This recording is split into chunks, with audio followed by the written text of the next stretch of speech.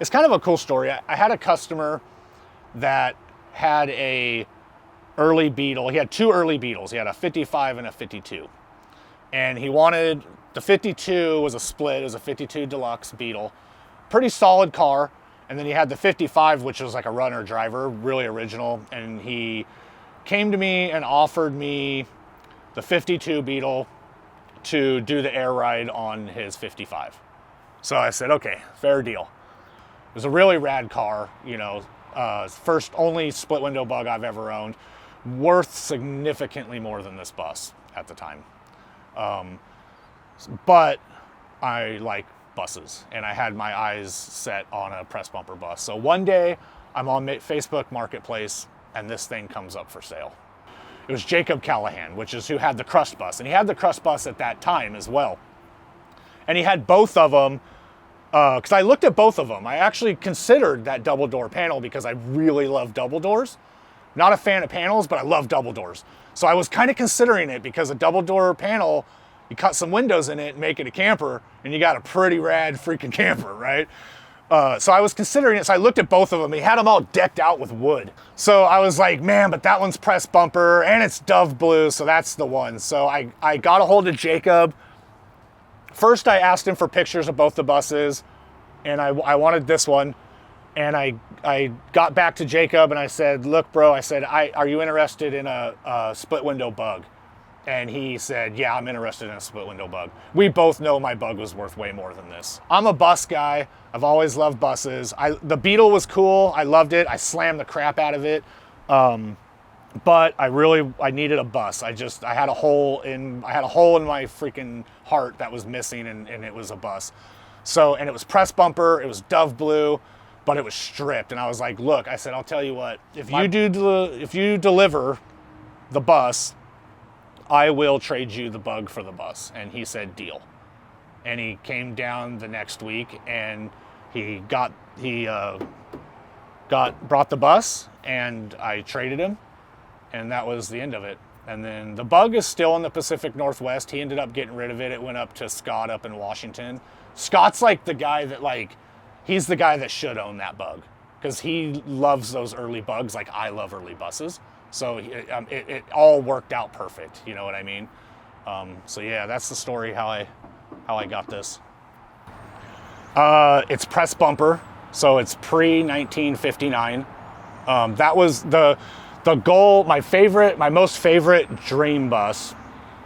You know, most people want the barn door, they want the 23 window. My dream bus is a 56, 57 palm green, sand green. If it had a rag top, that'd be the dream, but I'll put one in it, right, if I have to. But that's my dream bus.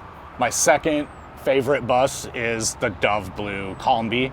That's pre-1959, so press bumper. I really like the 55 to 58 buses a lot. Those are my favorite because they have the late model frame that a barn door doesn't have. Compared to the frame underneath these are very durable.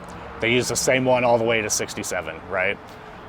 Borderline a bay window frame's almost the same as it. It's actually a little stronger in the back, but so it has a rigid frame that all the 56 and later buses had, but it's still early enough to where it has press bumpers and it has all those early quirks, and it's minimalized. You'll see when you look at my bus, you won't see anything added to it.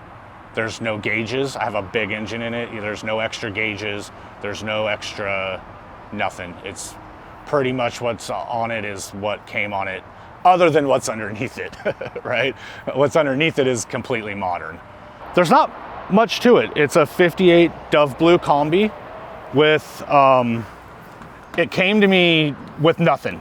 Pretty much correct, other than someone installed a grab handle at one point, which I have one that's era correct that I might put on it. Most likely I will. We tubbed it 2 inches and just raised the seat bottom up 2 inches as well, and it all kind of wedges together. You can't really tell that it's not supposed to be like that. It's a deluxe seat cover that I just bought. The only thing really, and then the shifter is modern-ish. It's a vintage speed shifter, so it's not like the factory shifter. The problem with these old shifters is the old ones get really rusted at the bottom and they flex really bad, so I put a more modern one in just to secure my shifting a little bit better. But yeah, it doesn't, you know, a lot of people would like put 6 pop outs in and do stuff like that. I kind of liked it, it's the way it came, other than the Safari windows, because I drive around town a lot. I'm not a freeway driver per se. I drive it daily, but it's all mostly in town. So I put Safaris in it. George from the Gorge got me this original paint emblem. The only thing the bus came with was the front bumper, which I was pretty stoked on. They tried to get it off. That one bolt was loose, one bolt was broken, and they just gave up, right? So it stayed on. So I was pretty pumped. And then, you know, Derek just gave me a set of correct headlights. I had the blinkers, I think. Maury got me some original paint blinker covers. This whole bus has been, like all the parts that have gone on it have, because it needed everything. There was nothing in it. And it's all came from the local community, right? Like I said, Maury from Silver Lining, Derek got me these, George from the Gorge got me those. The steering box was pretty shot. I mean, it was the worst steering box I ever seen. Eric Zitzman got me a steering box. I'm not gonna say how cheap it was, but it was a good deal because he's a good guy. Derek's got me the speedometer that I already broke because it says I'm doing 90 miles an hour when I'm really doing 40. Yeah, turn signal switch? My turn signal switch is dangling. Yeah, it needs to be extended because we raised the steering box. It was missing the original Bakelite knobs, so Jason, who used to be a local, Jason White, got me some original Bakelite knobs. The early bus, the knobs are like a Bakelite, right, rather than like a plastic. And so they're almost like a brown.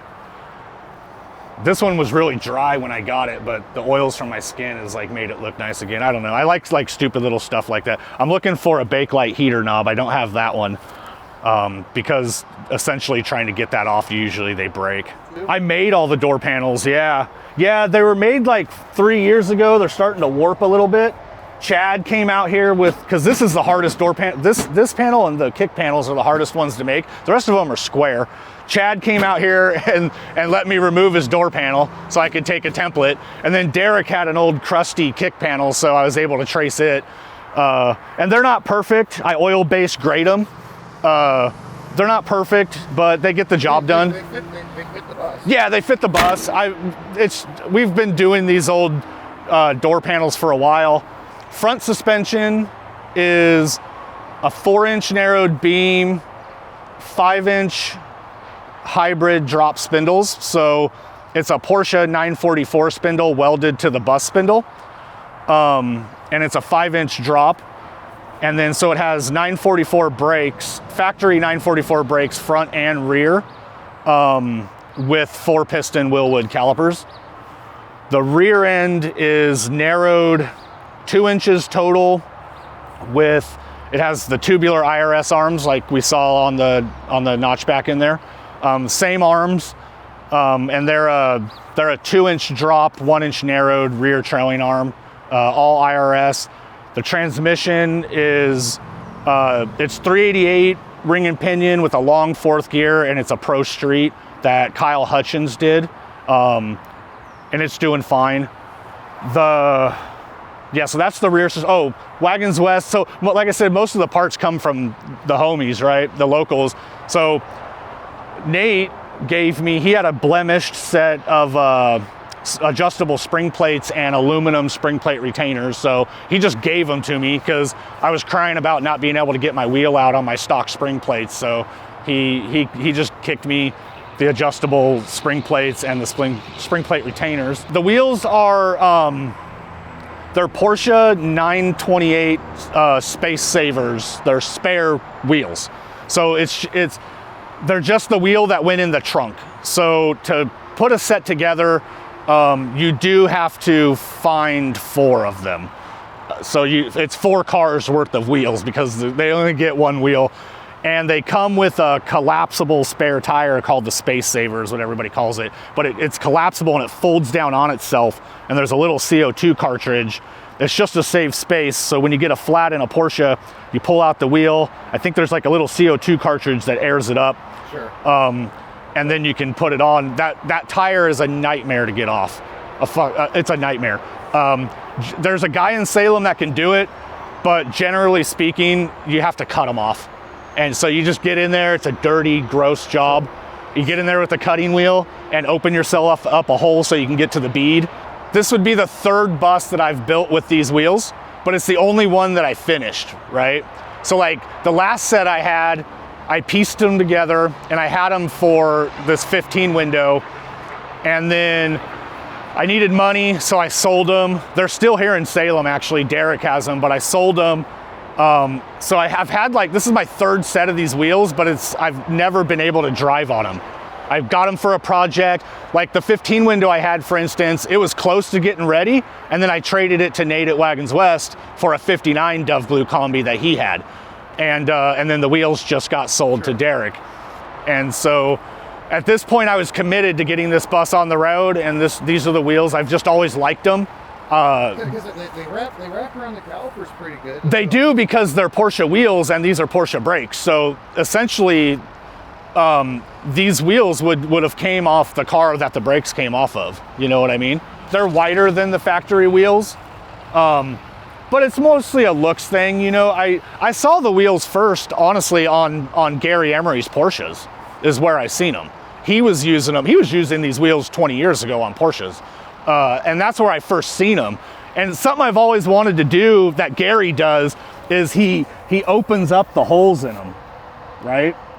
Like he'll hog the holes out to where they're like this big, so you can see through them. And he puts them on race cars like that. So I've always wanted to do that. It's just, I don't want to ruin the wheels. The wheels are they're kind of expensive for how not super nice they are.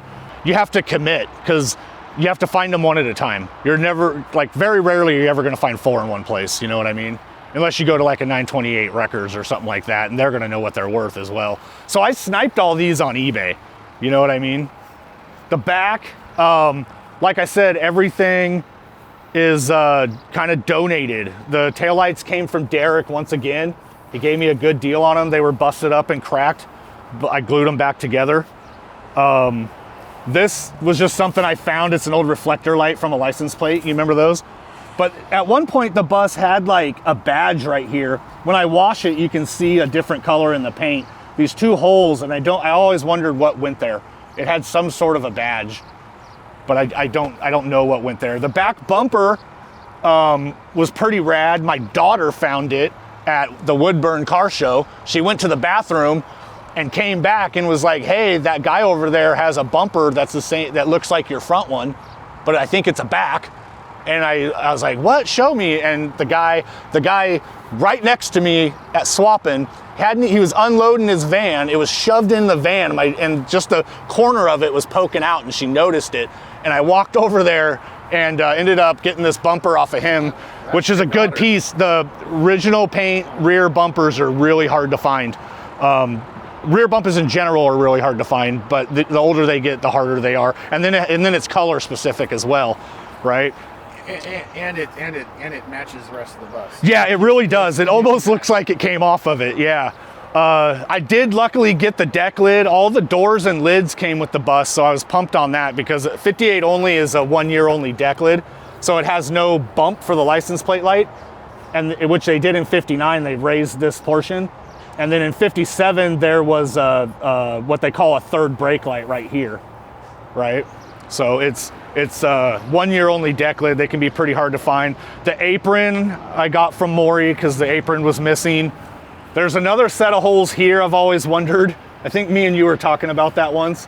Like, I've always wondered, like, what was... There's also a line, there's a dent. Yeah, like, so they had, like, I don't know, I just don't know what it was. I don't know whatever was mounted. I'll never know. It looks almost like a shovel or something. Yeah, I never thought about that. It's not at an angle like you'd expect a ladder or... Uh-huh. Yeah, it's just strange. The roof's pretty bad. I have a ragtop roof in the shop over there that I'm going to put on it someday when I have time. The interior is pretty plain. The floor used to look nicer when I did it 3 years ago. It's all peeling up and delaminating now, and it's just a Z bed that I bought from the brackets from Bus Depot and made a little bed so we can camp in it. The next project for the bus is actually to finish up the interior, get some upholstery here, get the jump seat in, get the table in, and I'll probably just call it good at that. Maybe a table on the door would be pretty nice, actually, on both the doors. So yeah, that's the bus. Cool. I can show you the engine. So the engine is it's a 2183, which is a real odd size. What started the whole engine thing, because the first year this thing had a 1600 in it. What started the whole engine thing was I found a cheap full circle DPR crank off of Facebook Marketplace. That started the whole thing. And it was cheap. It was like a third of what you would pay for it new, and it was new. So DPR crank, webcam 268, I think. It has worked Panchito heads, 45 Delordos, MagnaSpark ignition, light and flywheel, King pulleys, welded balanced fan. It has an empty sidewinder, but I had to make the exhaust from the header back because it hangs down too low if you just buy it off the shelf. So I bought a little tiny Flowmaster and wedged it up underneath the battery. But yeah, it's a good motor. It rips. It does really well. It gets a little bit warm on the freeways, but other than that, for zipping around town. For zipping around town, it's what you want. Yeah, it does really good. It's super fun to drive. It doesn't fall in its own way. No. Traffic. Nope, not at all. Actually, the funnest part about it is like you pull up to a stoplight, and there's like, if there's 2 lanes, everybody's getting over to pass you, right? Because they think you're slow, and then you're faster than everybody. Yeah. Like I super enjoy that part of it.